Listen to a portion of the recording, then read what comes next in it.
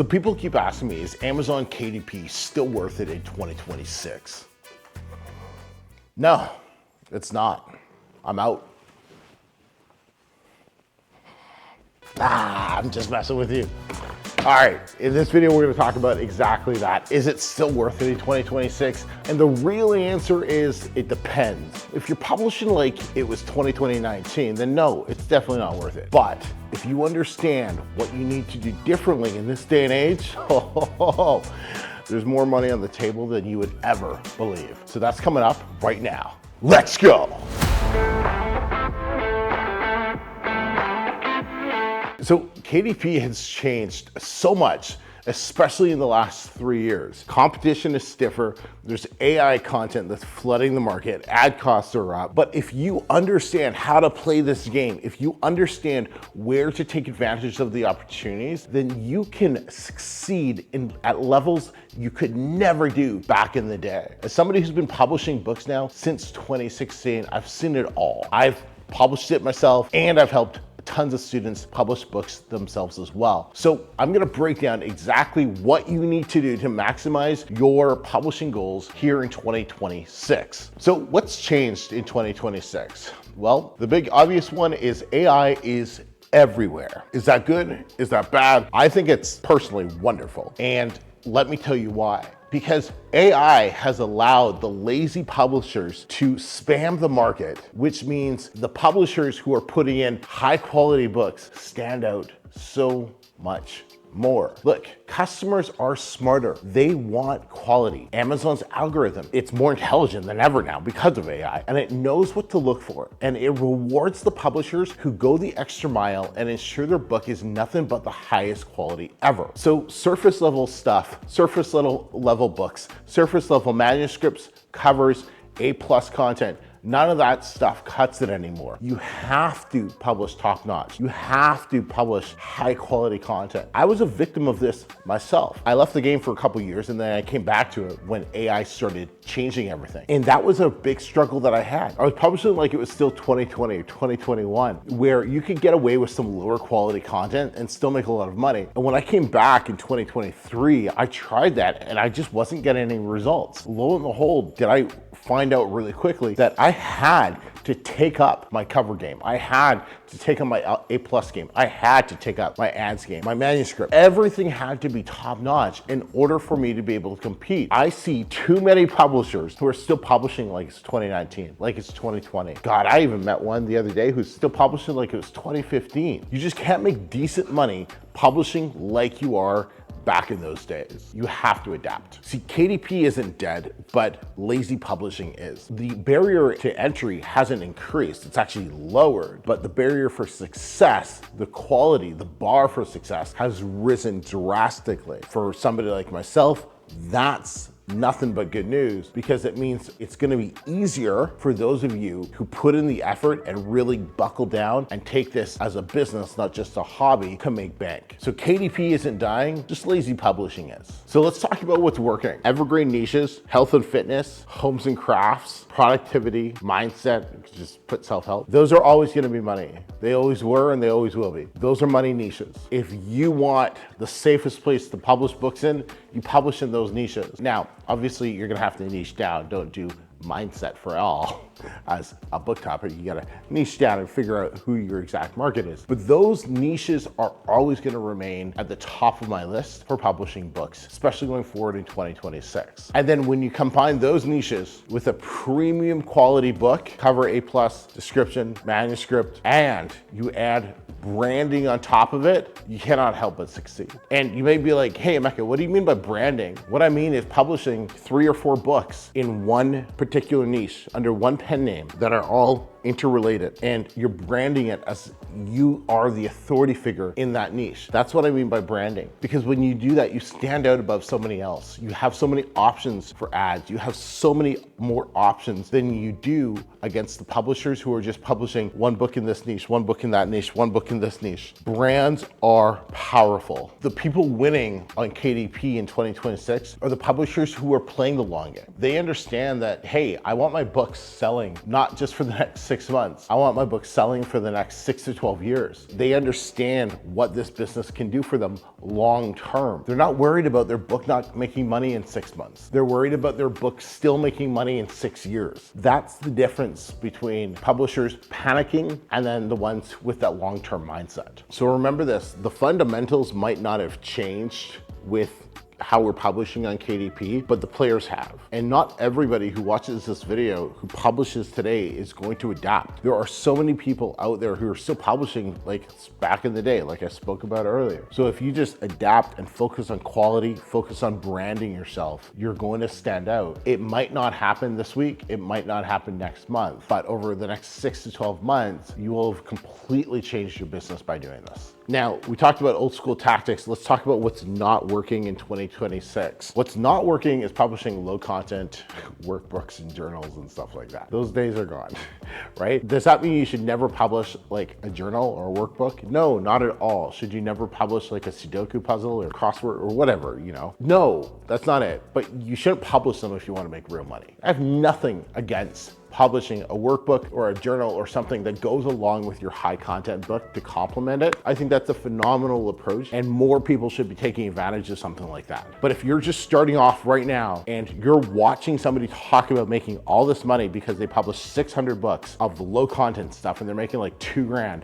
that's pathetic. That is not what you want to do. That is just a complete waste of my time or their time. Publish high content books. High content books allow you to charge more. They allow you to give more value to your customer. But on the side, if you want to publish 1 or 2 books for fun, whatever, go for it. I am not ashamed to admit it. I have coloring books that I have published, but I spent a year making coloring books that made me 0 money all year. 3 years later now, some of those coloring books will make me like in a week what they made like all year. I don't know why. It's just the way it is. So for the students that I work with, I never tell them if you're focused on money, you do not talk to me about low, medium content books. Another thing that is totally unacceptable in this day and age is what's called keyword stuffing. Keyword stuffing, once again, it's very popular with the low medium content crowd. Keyword stuffing is simply putting as many keywords in your title or in your subtitle as possible. It looks stupid, it looks pathetic, and it pisses customers off. And Amazon, for that matter. They do not like keyword stuffing. And they have really cracked down on that a lot more. You will get the poor customer experience email if you do keyword stuff. It's just a tactic that just doesn't work anymore. It worked with a couple of their algorithm changes like way back in the day, but keyword stuffing now, their algorithm knows exactly what you're doing and it just ignores it. So you're not doing any benefit. You should still have 3 to 5 powerful keywords in your title or your subtitle. Like that's a very, very smart tactic. But having 10 keywords in your title, nope, not a good idea. And then publishing 5 books a month is just plain stupid. This is a great way to get your account closed, to get on Amazon's bad side, to get red flagged all over the place. I don't know why on earth you'd want to publish 5 books a month. Why on earth would you want to do that? It's just, you cannot publish quality. You cannot get reviews fast enough. It's just a horrible old school strategy. I'm very content with publishing 5 to 7, maybe we'll do 10 books a year. That's it.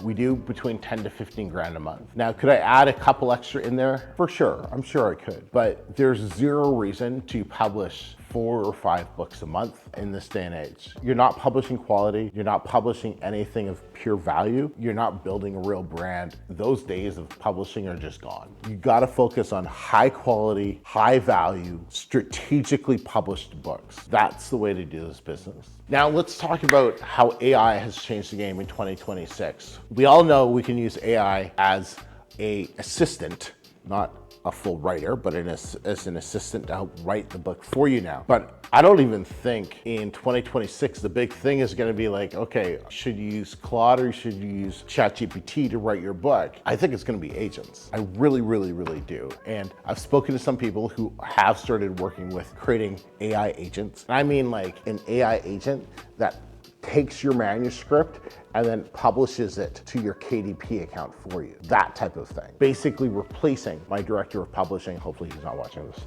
But basically that is gonna be the next evolution of AI and self-publishing. Whether or not we're gonna hit it in 2026, it's still a little hard to say, but that's gonna be a really, really exciting time because it's gonna allow us to focus on higher level activities. I want you to imagine having an agent that does keyword research for you 24/7 is doing exactly what you would do for keyword research 24/7, looking for everything, comparing it to Google Trends, finding the exact unique selling point that your book needs to hit. It's like analyzed more data points than you could even have imagined. That's where we're going to be maybe next year, probably the year after, but we'll see how fast AI can keep moving. But bottom line is AI isn't killing KDP, it's just changing it. And the publishers who stay on top of things like that, they're the ones who are gonna be succeeding. They're the ones who are gonna be cleaning up. So really implore you to make sure you're staying on top of your AI game. And then what's gonna be new that publishers haven't really thought of yet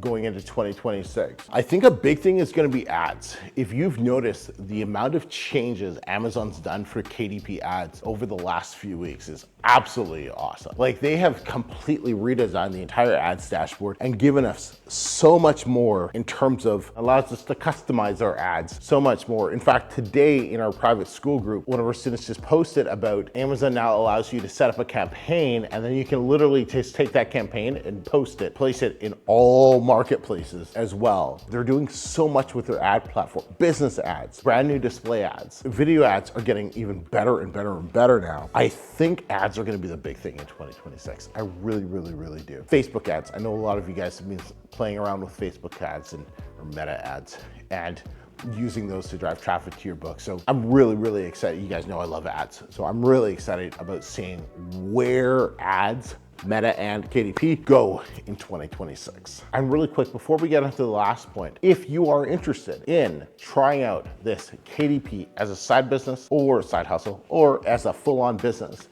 you can do it completely for free in my private school group. There's a link in the bio. I will show you how in 5 days, how to find a topic, write a book, publish a book, and profit from the book, all within 5 days or less. And that is 100% free. You will also get to join the SKOOL community, which has like somewhere around 3,000 members so far who have completed the challenge. And they are there to help and support you as well, getting your first book published and profiting from your first book, which is key. But there's going to be a link in the bio, so definitely go check that out. And then the last thing we want to talk about is how we open up this video. Is KDP still worth it in 2026? And yeah, it is.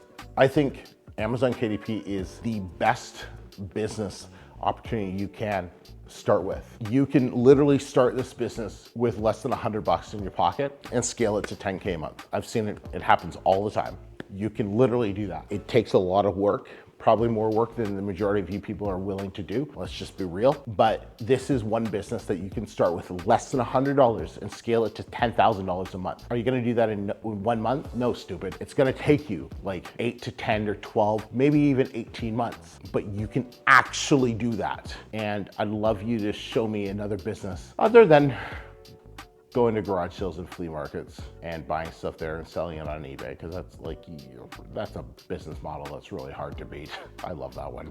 Other than that, I'd love you to show me another business where you can do that. And the fact of the matter is, inside that school group that I talked about, we have students who literally just wrote their entire book with ChatGPT. They made their cover with Canva. They paid nothing for a program. They paid nothing for any of the tools that they used, and they're making like $4 grand a month. I don't care where you live. I don't care what your financial situation is. I don't care what your mental capacity is. There are people who have lived in poor countries who are stupider than you, who have made more money in this business without having to invest $1. That is one of the reasons I am so passionate about this business, because it can change your life and it's available to literally everybody, right? So having said that, that's it. If you want to learn how to take ChatGPT and turn it into an AI agent for you, and use that to scale to your first $500 a month, go check out the video that's somewhere on the screen right now. Until next time, everybody, I'm Emeka. Peace.